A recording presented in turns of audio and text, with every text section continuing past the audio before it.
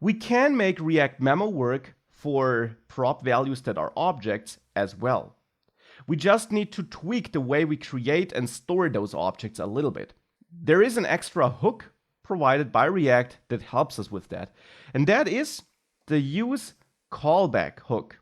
useCallback is a hook that allows us to basically store a function across component executions. So it allows us to tell React that we want to save a function and that this function should not be recreated with every execution.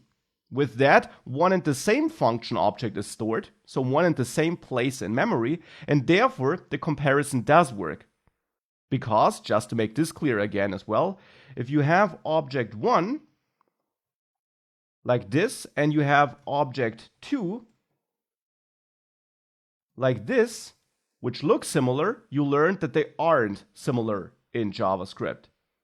If you, however, set object 2 equal to object 1, you point at the exact same place in memory, and therefore now object 1 will be equal to object 2.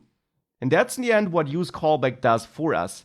It will save a function of our choice, basically somewhere in React's internal storage, and will always reuse that same function object then when this component function executes. And using it is simple.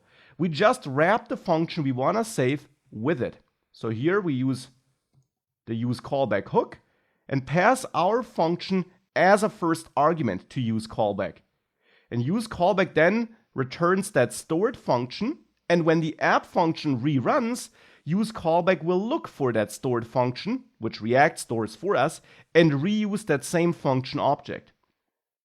So if we know that this function should never change, we can use useCallback to store it.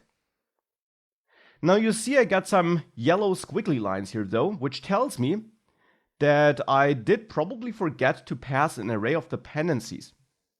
useCallback, like useEffect, actually wants a second argument. And it wants it even more so than useEffect. And just like for useEffect, the second argument should be an array of dependencies of this useCallback call. And the dependencies here are the same as they are for useEffect. Anything you use in your function, which is coming from the surrounding component, so any state or props or context, should be specified here. Now here we only have the state updating function, and we could add this as a dependency, but we don't have to, because as mentioned earlier in the course, React guarantees us, actually with help of useCallback probably, that this will never change, so that this will always be the same function object. Hence, this is an exception which we don't have to add. And then in this simple callback, we have nothing else. Keep in mind that this code here is just a function we pass to setShowParagraph. So that is totally contained inside of our callback function. So therefore here we have an empty array of dependencies, which basically tells React that this callback function, this function here, which we want to store in toggleParagraphHandler ultimately, will never change, that it has no dependencies, and that therefore always the same function object should be reused when the app component re-renders. Hence now if I save that and I reload, we see button running once, but then you never see it again.